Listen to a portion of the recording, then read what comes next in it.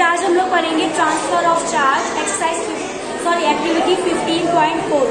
Activity 15.4 में हमें क्या करना है, take an empty jam bottle, एक जैम की बॉटल लेनी है, खाली जैम की बॉटल। Take a piece of cardboard, okay, take a piece of cardboard slightly bigger in size than the mouth of the bottle, pierce a hole in it, then the metal tip। तो बेटा आपको एक jar लेना है जो क्या हो, खाली हो, उसके ऊपर हमें क्या रखना है, एक कार्डबोर्ड की शीट रखनी है जिसमें हमें एक मेटल क्लिप लगानी है, मेटल का एक तार लगाना है। उसमें हमें क्या करना है, 2 एल्यूमिनियम की फॉइल लेनी है, उसमें हैंग कर देनी है। फिर क्या करना है, एक रिफिल लेनी है, उसको पॉलीथीन से रब करना है। ओके, जब आप रिफिल को पॉलीथीन से रब करोगे तो क्या हो जाएगी, चार्ज हो जाएगी। और जब वो चार्ज हो जाएगी, हाँ, तो क्या होगा, जो रिफिल होगी वो क्या होगी, और जब चुप चिल्लाओगी तो फिर चार्ज हो जाएगी। तो फिर जब उसको हम लोग मेटल वाली स्टिक, जो स्टिक होगी उसमें हम लोग लगाएंगे, तो मेटल क्या है, गुड कंडक्टर ऑफ इलेक्ट्रिसिटी है। तो उससे क्या होगी, लाइट बहुत जल्दी, जो चार्ज होंगे बहुत जल्दी फ्लो होंगे, जलेगी नहीं बेटा, जो वो होंगे चार्ज फ्लो होंगे, क्योंकि हमारी जो रिफिल है वो क्या है, चार्ज है।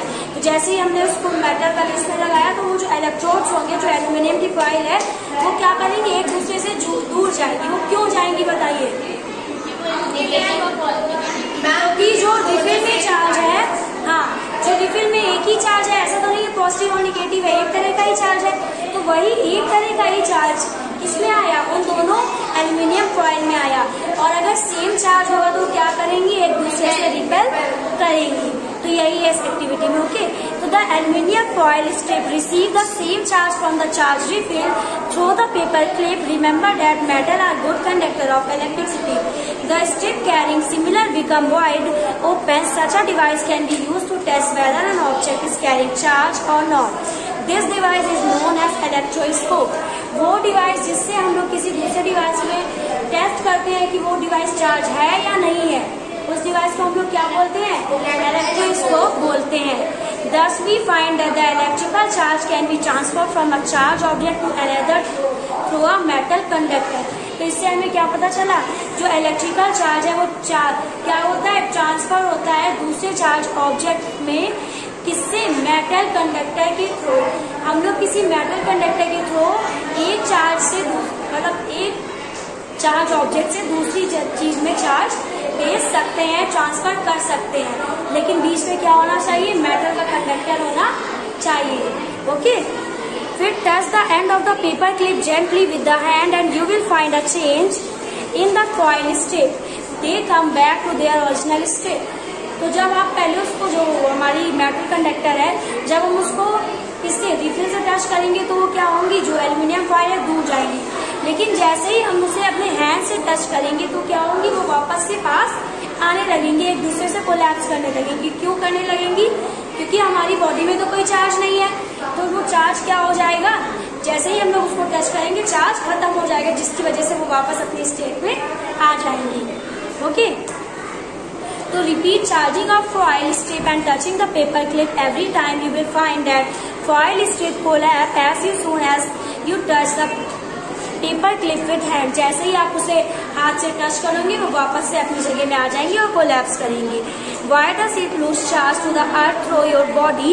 We can say that foil strip are discharged. तो हमारी बॉडी के थ्रू उसका चार्ज क्या हो गया, खत्म हो गया। वो चार्ज हमारी बॉडी से थ्रू कहाँ चला गया, अर्थ में चला गया। और किसी भी ऑब्जेक्ट से जब चार्ज अर्थ में जाता है तो वो प्रोसेस क्या होता है, अर्थिंग कहलाता है। तो the process of transferring of charge from a charge object to the earth, वो प्रोसेस जिसमें चार्ज का ट्रांसफर हो चार्ज ऑब्जेक्ट से अर्थ में, तो वो प्रोसेस क्या होता है, अर्थिंग कहलाता है। अर्थिंग का हम लोग यूज कहाँ करते हैं, अगर डेफिनेशन आए तो आप ये लिखोगे, और यूज कहाँ करते हैं वो आगे पढ़ेंगे। तो earthing is provided in building to protect us from electrical shock due to the any leakage of electric current. तो हम लोग की जो बिल्डिंग्स होती है बड़ी बड़ी, उसमें नीचे क्या होता है, अर्थिंग के तार पड़े होते हैं। कभी कभी होता है बहुत ज्यादा अमाउंट में करंट फ्लो होता है, तो वो अगर अर्थिंग के तार है तो हमारी जो हमारे ऊपर घर में तार लगे हैं उसमें पूरा करंट नहीं फ्लो होता है, अर्थिंग के तारों से रोक लेते हैं, उतना ही अमाउंट फ्लो करने देते हैं जितना अमाउंट हम लोग को चाहिए। अगर ज़्यादा फ्लो होगा तो आप लोग ने इसके पहले वाले चैप्टर में पढ़ा है कि वो क्या हो जाएगा, सर्किट ब्रेक हो जाएगा या फिर फ्यूज हो जाएगा। इसके बाद है स्टोरी ऑफ लाइटनिंग। कल हम लोगों ने क्या पढ़ा था, लाइटनिंग क्या है, चार्ज का एक्यूमुलेशन है। आज पढ़ेंगे वो कैसे क्या होता है, उसमें वो स्टोरी पूरी पढ़ेंगे। Okay, it is now possible to explain lightning in terms of charge produce by rubbing. अब पॉसिबल है कि हम लोग लाइटनिंग को एक्सप्लेन करें जो चार्ज हम लोग के प्रोड्यूस होते हैं रब करने से। तो you learn in class 7 that during the development of thunderstorm the air current move upward while the water droplet move downward. तो आप लोगों ने क्लास 7 में क्या पढ़ा है, जो एयर करंट है वो क्या होता है, ऊपर जाता है, और जो वाटर ड्रॉपलेट्स है वो नीचे आती हैं। Okay, these various movement cause separation of charge. इसी मूवमेंट से क्या होता है, चार्ज का सेपरेशन होता है। जो ऊपर वाले बादल होते हैं, क्लाउड्स होते हैं, उसमें कौन सा चार्ज आता है, पॉजिटिव, और नीचे वाले जो होते हैं उनमें आ जाता है negative charge. So by a process not yet completely understood, ऐसा प्रोसेस जो अभी तक किसी के सही से समझ में नहीं आया है कि वो ऐसा क्यों होता है, ऊपर वाले में ही पॉजिटिव और नीचे वाले में निगेटिव क्यों होता है, इसकी कोई अभी ऐसी थ्योरी नहीं आई है हम लोग के पास। The positive charge collect near the upper edge of the cloud and the negative charge accumulate near the lower as.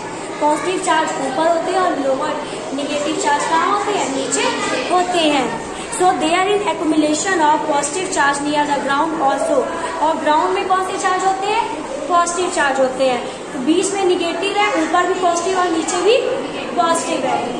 ठीक है, so when the magnitude of accumulated charge become very large, जब magnitude जो charge का बहुत ज्यादा बढ़ जाता है तो जो एयर क्या है, पुअर कंडक्टर ऑफ इलेक्ट्रिसिटी है, वो क्या हो जाती है, कम होती जाती है, जिसकी वजह से लाइटनिंग का प्रोसेस होता है और बिजली कड़कती है।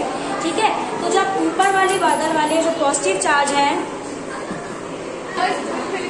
सो निगेटिव एंड पॉजिटिव चार्ज में producing streak and bright light and sound. तो क्या होता है, जब ऊपर वाले क्लाउड्स के पॉजिटिव चार्ज और नीचे वाले क्लाउड्स के निगेटिव चार्ज मीट होते हैं तो क्या होता है, लाइटनिंग होता है, बहुत ज्यादा साउंड प्रोड्यूस होता है। Okay, so the process is called an electric discharge. इस प्रोसेस को हम लोग क्या बोलते हैं, इलेक्ट्रिक डिस्चार्ज बोलते हैं। The process of electric discharge can between 2 और मोर क्लाउड्स और between clouds and the earth. तो ये जो इलेक्ट्रिक डिस्चार्ज का प्रोसेस होता है वो क्या हो सकता है, 2 क्लाउड के बीच में भी हो सकता है और क्लाउड और अर्थ के बीच में भी होता है। तो आप लोग देखते हैं जब ऊपर बिजली कड़कती है और कभी कभी बिजली क्या होती है, नीचे भी गिरती है। तो जब क्लाउड के निगेटिव चार्ज और अर्थ के पॉजिटिव चार्ज मिलते हैं तो बिजली कहाँ गिरती है, नीचे गिरती है। और जब क्लाउड के ही पॉजिटिव और निगेटिव चार्ज मिलते हैं तो बिजली ऊपर कड़कती है। समझ आया, आया नहीं आया? नीचे अर्थ में पॉजिटिव होता है, यस, ऊपर निगेटिव होता है, बीच में निगेटिव होता है। तो जब ऊपर पॉजिटिव निगेटिव दोनों होता है, लेकिन बीच में क्या हो रहा है, निगेटिव, नीचे पॉजिटिव निगेटिव पॉजिटिव। तो जब ऊपर वाला पॉजिटिव और ये वाला निगेटिव मिलता है तो आसमान में बिजली गिरती है, और जब ये वाला निगेटिव और धरती वाला पॉजिटिव मिलता है तो नीचे गिर जाती है। Okay, now we understand the basic phenomena. Scientists are trying hard to improve the understanding.